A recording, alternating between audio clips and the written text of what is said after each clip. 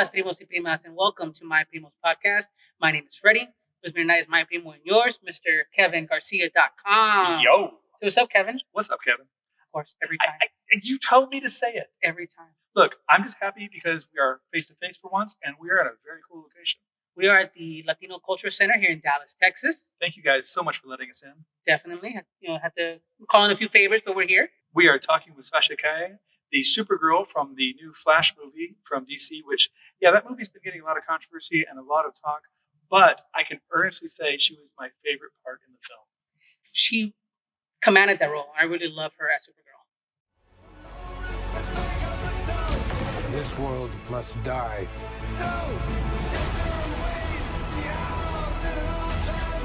I'm not going to lose her again. Joined by Prima Sasha Prima Calle. Sasha Calle. For sure. Yeah, for sure. Thanks for doing this, Sasha. Really Yeah, thank appreciate you it. for having me. No, we watched the film recently. We loved you in it. It was amazing. Thank you so much. No exaggeration, you were my favorite part of the film. Oh, that's so.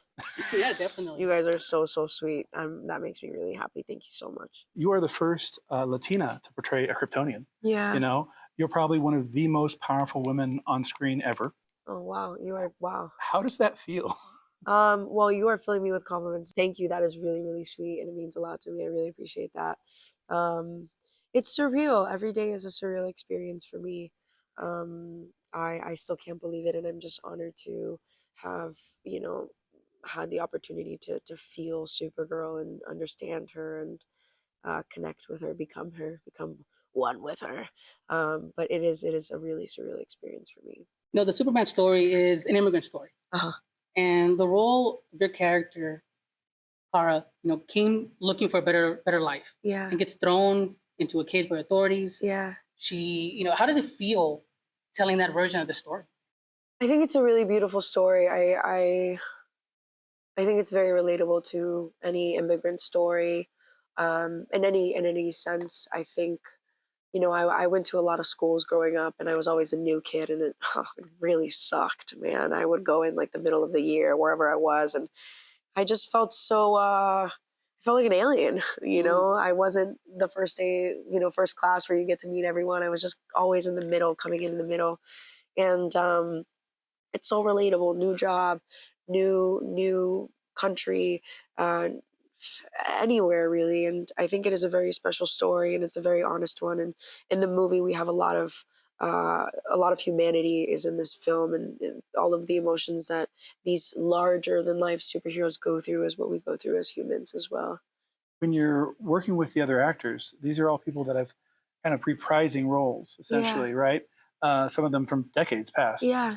But you're the only one who's kind of taking on an entirely new role for a character who's not been on screen, on the big screen, for 30 years. So long, yeah. How does that feel?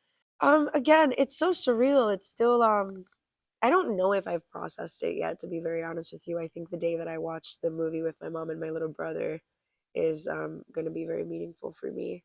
I just love Supergirl so much, and this version is a version that there's a lot of humanity in it, is what I would say, and a lot of relatability. She's not welcomed with love, and she's processing and trying to understand her environment and reminding herself of her morals, really, and kind of observing. And it's a really cool. I'm so honored to have stepped into what Christina Hudson and Warner Brothers and DC, and also Andy Muschietti, que también hizo, the film, the director, they all created this like really beautiful iteration of Supergirl that I was lucky enough and fortunate enough to step into. We're in uncharted territory. Batman, what do we do? We try not to die. Welcome back, Primos. Now we're going to go into a spoiler-free overview. Well, spoiler-free, but with what's been in the promotional materials, what's been in the trailers. If you've watched the trailer, you're going to know a little bit of what we're going to talk about. Simple as that. Of course, about DC film, The Flash. So, Kevin, you saw the film recently. You saw it last night. Yep. Caught an early viewing. I didn't get to see it as early as you did. I think you saw it a month before me. Since technically the prints we saw are before they're released to the public, there may have been some changes between what you saw, what I saw, and what I saw, what the general public sees. Yeah. But either way, got to see the movie. Yeah, so what are your thoughts? All right, the big question everybody seems to want to ask, and I tell them I can't tell you because of embargoes, but the big question is it worth my time? And yeah, I definitely think it's worth your time. Is it worth the time around the controversies? That's where it gets a little bit trickier. I don't want to get into that at the moment, but we need to acknowledge it.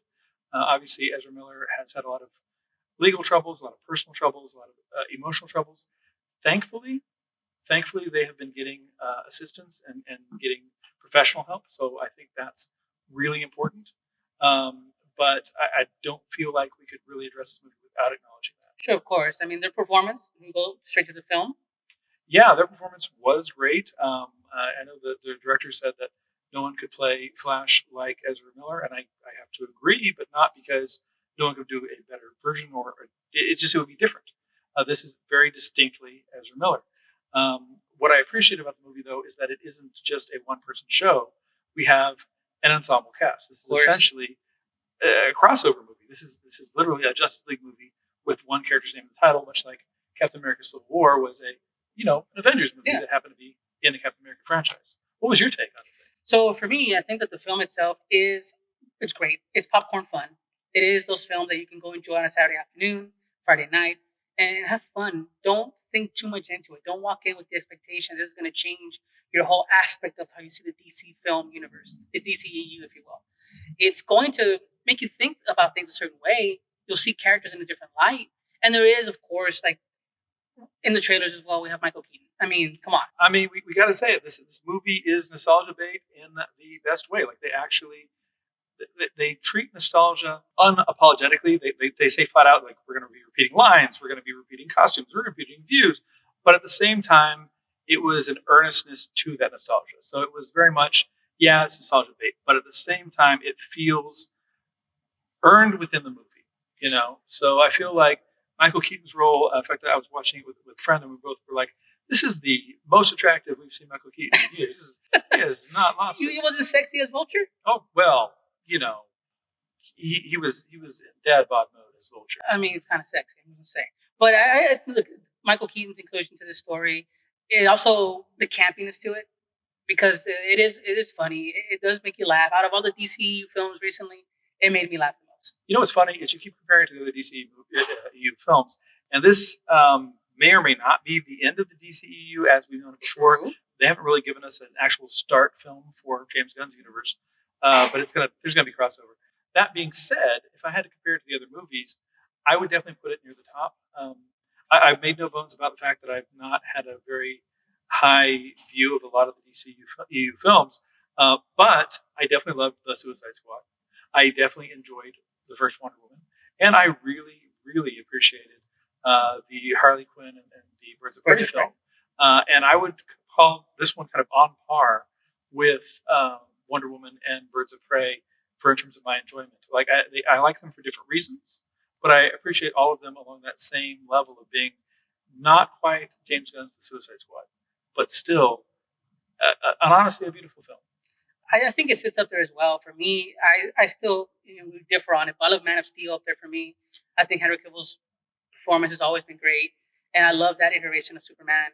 And that movie sits high on the bar for me. Suicide Squad, since the Birds of Prey is a lot of fun, a lot of campy, like goofiness, so that sits right on par with Birds of Prey. I love Henry Cavill as Superman. Man of Steel is my least favorite movie of this entire franchise. It's a boring, brooding, and an angry Superman, and that's not the Superman I want to see. That being said, we get an angry, brooding Supergirl in this film, and it is the one I wanted to see because it's a different universe. It's one where, usually we get the immigrant story of Superman where he comes and is welcomed with open arms, adopted by an American family. Here we have a version of the story where a Kryptonian, and this is, again, just from the trailers. Watch the trailers, this is here. Captured by authorities and thrown into a cage, which is a whole different immigrant story that is not usually presented the same way. And it makes sense that she would be an angry and brooding Supergirl as opposed to Kal-El, who I don't think that was necessary. Well, let's not forget the fact that it's a Latina Supergirl too. Oh, I mean that's representation in full scale. If you're going to have somebody tell the immigrant story in today's world, that makes a lot of sense. 100%. And so this version of it, as you mentioned, based on the trailers and what's been kind of publicly released, right? Not spoilery. Like that version of Supergirl is the right one for this time. You know what? I want to cut off some argument before it comes up. Like I'm sure it's out there. I'm sure it's in the ether. I'm not on that part of Twitter. I'm not on that part of. I don't follow Twitter. I'm not on that part of TikTok. But I guarantee you, there's people out there saying, "Well, how do you explain her being Latina if she's from another planet?" It's like, well, how do you explain them being white if they're from another planet? It doesn't matter. She is his cousin. It doesn't matter the relationships. I have cousins that are way whiter than me. I have cousins that are way more indigenous than me. I have, all over the place. It does not matter, and it makes sense that this is her story, and I really appreciate that. Anyone could have been cast. I really appreciate this casting. This casting was great. She's phenomenal, and we blush over that all the time here as far as her performance. She just commands the screen, and her presence is awesome. Are you ready? Ready. Let's go. A big aspect of DC films have been battles and versus battles. And if your character could fight anyone else in DC, who would it be and why? I don't know. I loved fighting Zod. It was a really cool experience. You know what would be really, really cool? I'm sorry, my memory is blurred and I forget things easily, but do you remember when Superman was poisoned? Was it poisoned and he saw Supergirl as Zod, right? That's like a thing. Do you guys know? You're talking about from the earlier stories. Yes, right? Yeah. What, like, I love God so much, and I obviously want to be in the good graces, but how cool would that be if I don't know, if we got into a fight one day? That'd be awesome. Yeah, but we have to make up because I look up to her so much and I think she's the coolest. And who would you want to team up with the most? As opposed to a battle? Same. I saw Wonder Woman in 2017 and I knew that I could do it. I saw her and I that was it for me. I was like, that's what I want to do. And to be here now is a surreal experience, and I am so thankful for her for representing women on a big screen as a superhero, and I saw myself in her, and so I hope that people can see themselves in me as well. On that note, I mentioned earlier that you're probably one of the most powerful women on screen ever. You're so sweet. What do you want, like, young girls, young female presenting people to see that and just say, what will they get out of that? I would say to literally anyone who connects to me and sees themselves in me, whether you're a guy, a girl, non-binary, however you feel and are, that you are there with me up on that screen and that we can do it. And do not let anyone tell you otherwise, because we belong up there as well.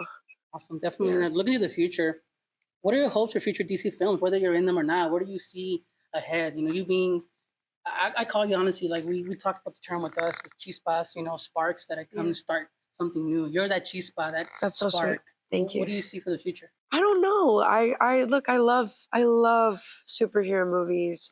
I obviously would love to continue making more.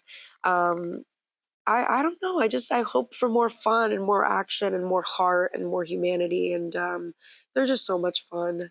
It's just such a cool experience to watch superhero movies. And I'll keep watching them with my little brother forever. It's not Clark. My name is Kara. I will help you. Interesting group. Want some help? Moving along with the story, to tell you my opinion, I think the story kind of gets a little muddled. It doesn't really give you an actual explanation. We're used to a certain type of interpretation with the time travel, if you will. This explanation makes sense and it doesn't. So it's a very unique take on it. What did you think about this explanation? Not to give much away, but... Okay, I am heavy into the whole time travel lore for various movies. I appreciate that each kind of movie universe has their own take on time travel. While I do have some problems, a lot of problems with Endgame. One of the things they do is they explain time travel in a way that is actually canonically accurate for how time travel works in the Marvel Universe, comic books. So I like that. Here they give an entirely different, but still, in my view, valid take on time travel, which I'd like to go into the spoiler section later to go into more detail on that. But I do appreciate it. And it allows us to have the Michael Keaton, well, not cameo, he's in most of a good portion of the film. It allows us to have a different Supergirl, allows us to have a different take on Zod, and I really enjoy that. And while it is kind of like hand waved away in a bit, it makes sense in the film, and I feel like they explain it in a way that's going to make sense to most viewers. on that note, without getting into spoilers, another thing I want to mention that doesn't cover that is visual effects. Okay, let's talk about those. I don't mind a lot of the rubbery CGI that happens because a lot of it is for like views into other things, and I'm okay with that. Okay, I agree with you that the CG kind of lacked. I had an issue with the rubberiness of some of the faces, and there's a scene pretty early on in the film that we'll attribute that to. But yeah, that one doesn't have the excuse of being looking at other. Yeah, there's just, I feel like they took a lot of easy way out ish or easy way out of certain situations. The CG kind of just got left behind. Honestly, the only CG that I have an actual problem with is the running. Everyone hates the running. Yeah, well, I feel like if you're going to make a movie about the speedster, that should be the best part. And it's like, I don't like the X-Men movies. I'm not going to lie. We haven't talked about it a lot in the show, but like beyond Deadpool, I don't like the X-Men movies. But I'm not going to lie, that Quicksilver scene in both Quicksilver scenes, beautiful. This one didn't really have the running in a way that I appreciated. It looked like he was running on socks on ice. I've seen people say sloth running. Like I've seen many people take different things, but yeah, I had a problem with the running. The CG wasn't everywhere it needed to be. The story, I enjoyed the character interactions. I enjoyed what we got to see in the characters. To me, that's the flip side of this film, though, because while the CG was maybe lacking in a bit, and again, part of that may be an earlier take, I really loved the acting in the movie. Yeah. From Ezra to Sasha to Michael Keaton, everybody did a really good job with the parts they had. Whether they were meant to be goofy or meant to be serious, they treated it appropriately. It worked really well. Yeah, great performances all around. But the story didn't work for you as much. Story didn't work for me as much. I think it lacked. I think there should have been more substance, more. And we'll get into the next section, I think, when it comes to spoilers. But yes, I think the story lacked. I think there could have been a lot more heavy lifting done. They took a more comedic approach for this character than all the others in the Justice League. And I think that they hung their hat on that. Well, I mean, they did it for Aquaman. And I think it actually worked for Aquaman because I have been an avid Aquaman hater prior to Jason Momoa being cast. I did not like Hashtag Namor's first, right? Yeah, Namor was first, yes. Yeah. But that being said, I did actually enjoy the dumb fun of the Aquaman movie. It was, in fact, I listed my favorite ones earlier. I forgot to list that one. That one was fun. It was dumb, but I enjoyed it. Yeah. And this movie had that same level of humor, but often tried to include that humor in areas that were more serious. I think that's where it lacks. Overall, fun movie. Definitely worth checking out.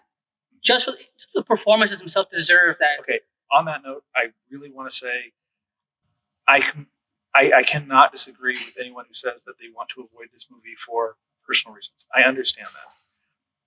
But I don't want that to cut short the careers of people who probably had contracts written before a lot of this controversy started.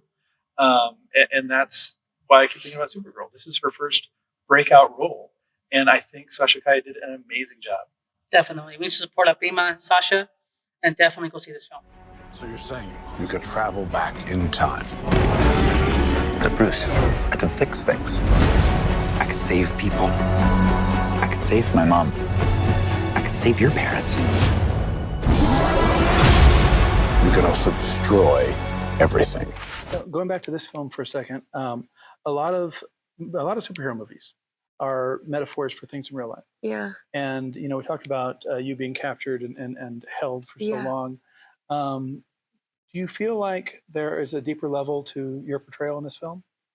Yeah, there could be. It depends on how everyone takes it. I think it's a very personal experience when you watch a movie and you connect. And I think people should go watch it and connect in their own way and have that personal experience. And ultimately, they're there with me and I'm there with them. You want to get nuts? Let's get nuts. Oh, this rips! Spoiler territory, Primos, so definitely want to ring those alarms here for spoilers. We want to talk a little more in depth about the film. And Kevin, start us off. Yeah, so seriously, we are going to go in depth on these spoilers. So if you haven't watched the movie and have any intention of seeing it, I do recommend you avoid this. I'm actually pretty happy. I had some friends that read some spoilers online and did not tell me those spoilers. So it allowed me to enjoy these bits way more than I would have had I already known they were coming. That out of the way, here we go. biggest thing, honestly, we want to talk about, spoilers, the end scene with all the clashing of the worlds, different universes. Yes. So I've been saying forever that as bad as I thought some of the early DCU movies were, I really wanted to have a Crisis on Infinite Earths movie. And I'm actually glad that they did this movie first because it introduces that concept to this universe. Yes, multiverse is all over the media now. You know, we got everywhere from Marvel to Everything Everywhere All at Once. It's to Spider-Verse was technically Marvel. You know, it's everywhere, right? But that being said, I think it's important to have had a character that the audience has followed watching the multiverse happen before we have the big crossover. And this allowed us to have cameos. Those cameos were heartfelt, man. That me enchiné toda la piel. Like, I was like freaking out because we saw Nick Cage fighting the spider. Okay, all right. I wanted to get that one in a minute because that to me is the bigger silly one. But let's talk about Nick Cage. Okay, Nick Cage. All right. So I think it's popular knowledge by this point that Nick Cage was going to star in a Superman movie directed by Tim Burton, the guy that made Batman what he is today, pretty much. And you've seen the footage. You've seen this skin-tight, shiny costume. You may have seen the alternate costume that they also had planned for him, which was like this like tinfoil rainbow thing going on. And of course, there were some test footage, but it never got made. One of the big stories behind the scenes, though, was Kevin Smith telling the story of working with his producer who really wanted to have giant spiders. You got to fight a giant spider, or it won't be good. You got to have a giant spider. And yeah, I like giant spiders as much as the next guy, but it's kind of a weirdly specific request. And of course, that movie didn't get made, but the next movie that producer made was Wild Wild West, which had Will Smith fighting a giant spider. Yeah, exactly. And so when I saw Nick Cage on screen, I'm not expecting him being there, or maybe hearing a rumor but not believing it, I laughed. But when I saw Nick Cage fighting a giant spider, I laughed for the next 60 seconds straight. And then people next to me were like, "It's not that funny." I'm like, "You don't know why this is so funny.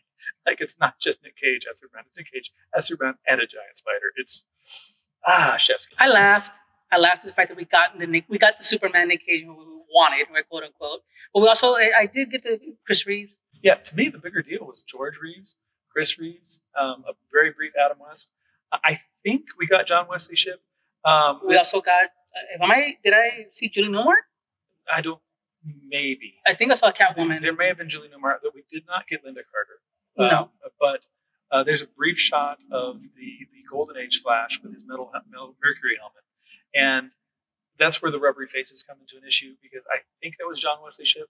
He was the 90s Flash, and he also played Jay Garrick, the Golden Age Flash, in the modern WB show. I actually got to work with him once, and he was a really cool guy. I remember seeing him comment to somebody once when they asked if he was going to be involved in the movie. No comment. So I feel like they may have at least got his permission to use his likeness. Yeah.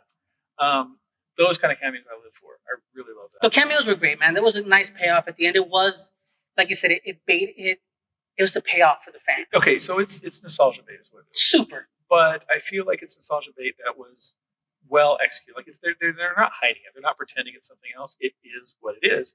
But it's also part of a bigger story, which honestly I find kind of weird. What do you mean? Because one of the big things that a friend of mine kept asking me is he wants to know about the movie. He's like, well, hold on. Does this set up James Gunn's universe? Does it set up? And I don't think it does, which is weird. But at the same time, Flashpoint in the comics did do that, which it was the same storyline. Flash goes back to save his mom. Universe gets altered, tries to fix it. But when he fixes it, we get a new version of reality, which is almost like the original, but different. So the assumption was it's going to set up James Gunn's universe. I don't think it did that. But it still references the other DCEU movies. Like we have several references to Man of Steel, your favorite. Yeah, great movie. It has hands down. Maybe it has references to Justice League without specifying which version of Justice League it was referenced to, which I think is fine. It's got decent references to. Well, it's got Gal Gadot briefly. Yeah, which is great. It was a nice payoff. It was beautiful. I was weirded out in the credits. I forgot that her theme song is called "The Girl," which feels weird. I did like the play where Ben Affleck, her, and the lasso of truth. I love that. Goofy, right? It's fun. a silly gag. They've done it more than once. I don't have a problem with that. It's a good gag. It's a valid gag that deserves to come back once in a while. But Wonder Woman, of course, we got that cameo. Ben Affleck's Batman and Bruce were there. And, of course, Alfred. Yeah. And I say his because, obviously, this changes things. Yeah, we got different Batman. But before we get to that, you brought up the lasso of truth, and that brings up something I want to talk about. Okay. And that is this version of Barry Allen. Okay. So when the lasso of truth hits him, he admits to being a virgin, which is played off as a joke. But the previous movies that he's been in have kind of definitely hinted at it. But this movie, without directly saying it, this is definitely an autistic Flash. This is a Flash who is neurodivergent. He is on the spectrum. All right, and Yeah. I found myself conflicted with how well they presented neurodivergence and knowing the behind the scenes troubles that have happened. So at this point, the conversation would happen more at a deeper level, right? Yeah. But whenever that comes up, is that a moment where you go, "Hey, I'm not about this anymore"? So Am I walking out? So it's no, it's like this. I want to sympathize with people that have been affected by the problems that the star has been involved with. Sure. Offset, right? But I have been a teacher for many years, and I've had many students who are all up and down the spectrum of neurodivergence. And this was probably one of the best representations of that I have seen. I saw my students in that performance, both the version of him from the quote unquote present, the version of him from a different reality where he had more engaged parents. Because I can look at it this way: in one reality, he grew up from age 9 to age 30 without Parents. having somebody to, on a regular basis, monitor his education, keep track of his needs, and he became very inward. In another reality, he had very active parents who were there to constantly help him out, and he's still neurodivergent. It's just expressed in a different way. And then somebody asked me, who saw the movie as well, why is he so calm once he meets the other version of himself? He's not showing those same features anymore. I said he is. He's just showing them now through a focused lens. He has something that he has to focus on, and so his neurodivergence is still present. It's just shown differently. So that's where my conflict, my internal conflict comes in that I agree they probably should have recast the role, but Would it have been handled as good? would this have that aspect of it have been handled the same? You have a point. I mean, there's something about the actor, whomever assumes that role. Yeah. You know, not just because they're, and I hate to use the word flesh out because it's just an old term, but just to take on that mantle, that role. People have a connection. Just the fact that is their Flash, that is their Supergirl, that is their Superman, that is their Batman. And when this interpretation could have people that are in that same space that say, wow, that's the best representation that I've seen. It's a superhero and has that interpretation of me. Yeah, and it's not like that magical neurodivergence where somebody has, like, they're perfectly skilled at this, but No. not at this. No, this is straightforward, like a real person. So it's hard to say because I think that's a personal choice. I think it really comes down to allowing this performance to exist, and the actor and how they presented that was great. It gave it its due, it gave it its respect. But now, I don't think that we should throw out the baby with the bathwater. Yeah, can't. let's not get into the baby discussion with this movie because that's a whole other thing I don't want Oh, yeah. Well, there we go. The baby scene. Yeah, You say you don't want to get into it, but it's a scene that's there. It's the beginning of the movie. Literally. Some people are gonna love it. I did not. I don't think it was necessary. I really looked at my wife and I said, they let them put a baby in a microwave. And throw them out a window. Literally. So I was like, wow. Along with a small therapy dog. Literally. And a nurse. Yes. And a vending machine, etc. Point is, it's goofy for goofy's sake. And then it's just kind of hard to watch. Yeah, it really is. It's one of those things that was probably very funny in the script. But I don't know how it worked out. Well, I think that it just that kind of falls apart for me. That first scene, I was like, "Is this going to be the whole movie?" Thankfully, it wasn't. Yeah. Because once we had the rest of the Justice League modern day ones interacting, once we had Barry meeting Barry. I loved young Barry. Yep, I thought young Barry was great. I thought it was young Barry was annoying, but it was appropriate kind of annoying. It made sense for the character. I wasn't sure what to think when they were going to introduce Michael Keaton, but I did like it. I really thought they were going to say that he was Thomas Wayne after all, but no, he's Bruce Wayne. I thought it was Alfred. Honestly, I did at first think it was cool. Alfred. Alfred's here just hanging out, doing a thing, you know? I also thought it was Alfred for a second. Yeah, but here we go. Michael Keaton comes on. It's great. He shaves and decides to shake it all off and go help him for one last ride. And here we go. We show off how badass Batman is. Because the younger crowd don't know how cool the 89 Batman really was. Well, it's not just the 89 Batman, because when, like, Ben Affleck wanted to do this with Batman essentially, but the Batman they gave him initially was the, oh, my back hurts Batman. Oh, darn, my back hurts. And, Michael Keaton's playing an older Batman, and they never once do an old Batman joke. I just wonder why Ben Affleck didn't get that shot. He really wanted it, and I'm hoping that since it doesn't look like he's cut ties with DC, maybe he and James Gunn are in talks and they'll do something with it later. I maintain that while I didn't like the movies he was in as Batman, I liked his performance as Batman. The big joke that I had is that like every time Ben Affleck is Batman in Man of Steel, or Bat v Superman rather, I liked it. Every time it's CGI Batman killing people, I didn't like it. And you could see the difference. No, but this Batman was fun. I mean, just moving forward in the film itself, again, I had issues with, so not issues, but just the fact that when we get to the spoiler of the end, we have the fight with Zod. We have the trio show up. Which, by the way, I don't appreciate that most of the commercials show the last third of the movie. I do understand why, because I think with all the controversy, they need to put their best foot forward. I get it. But I really wish there was a way they could have done that without showing the last third of the movie in the trailers. Because those scenes are just spoiled. It just kind of kills the energy. Admittedly, the big camera shot earlier, that wasn't spoiled. But still. But that last scene, that fight scene, just kind of it was awesome. It was my throwing my action figures together and having something happen. We got the Batmobile, we got the Batplane, we got all this cool stuff going on. We got Supergirl fighting Zod, and we learned. Which, by the way, I really appreciate that. She does take the role of Superman for this world, because usually when they introduce Supergirl, it's always as a secondary to Superman. And no, she is as powerful. She is the important one for this version. Yeah, but she's the one that had the new Krypton inside of her, right? Well, I think they said that they did have it also in Kal-El, but he didn't survive the process. So more baby death in this movie. More baby, and then you love that obviously the trailers. What did you do? Like that scene just like hits you, like. It's awesome. The performance, again, amazing. And, I mean, overall, the film itself, like the time travel thing we talked about earlier again, we touch on that. I do like how he explains, here's pasta, you think you're going forward, that's it, but no, you actually impact the past and how it all mixes together, inevitables that are going to happen. It's funny, they don't say it, but in my headcanon, that's because of all the time travelers that exist already in DC, and that once you've time traveled, you change the reality, but that means the future time travel is going to go to a different past, and it's going to, By the way, I want to point out, in the comics, I don't read a lot of the current Flash comics, but for years, if Flash was going to time travel, he needed some kind of equipment.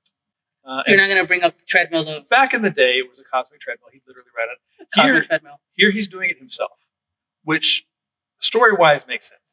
But the problem of it is the same problem that Star Trek, it was Into Darkness had, where they made they made teleportation that could work across the whole galaxy while being in warp. And they had a magic blood that could cure anything. And I'm like, okay, once you've done that, it's hard to put that genie back in the bottle. Yeah. Like the Avengers had time travel as well, but it clearly took a lot of work for them to do it.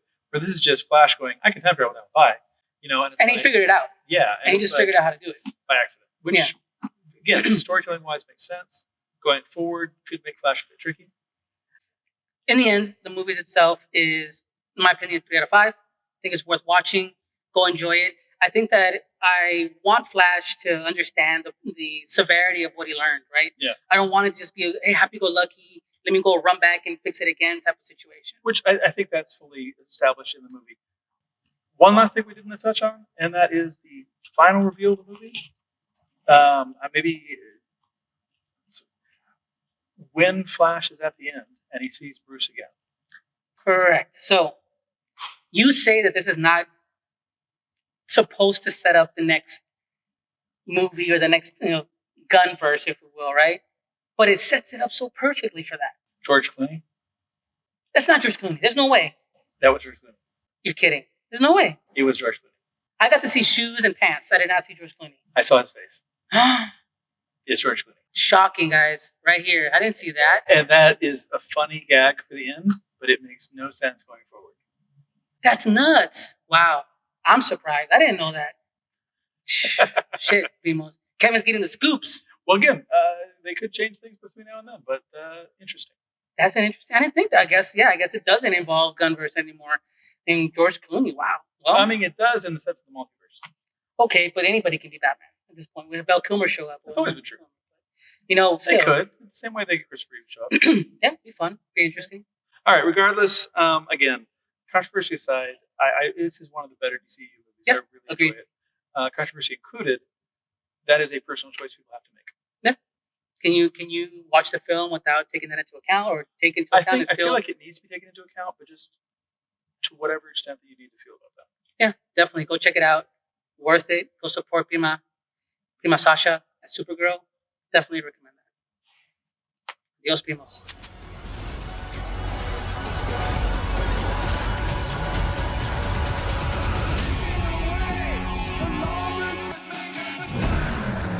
You have fancy friends. Sasha, I want to just take the last moment here to thank you. Thank you for just talking Thank with you. us. Thank you. You're a prima. We're all interconnected. Acá somos los primos. Aquí todos los primos y las primas. Le damos muchas gracias a ustedes. Gracias. Sasha, Muchas por su gracias. tiempo. Gracias. Thank you so much. Thank you guys. Thank you guys for being here. Thank you. Thank Have a you. good one. You too. Primos, have a good night. Watch her on the screen. Yeah.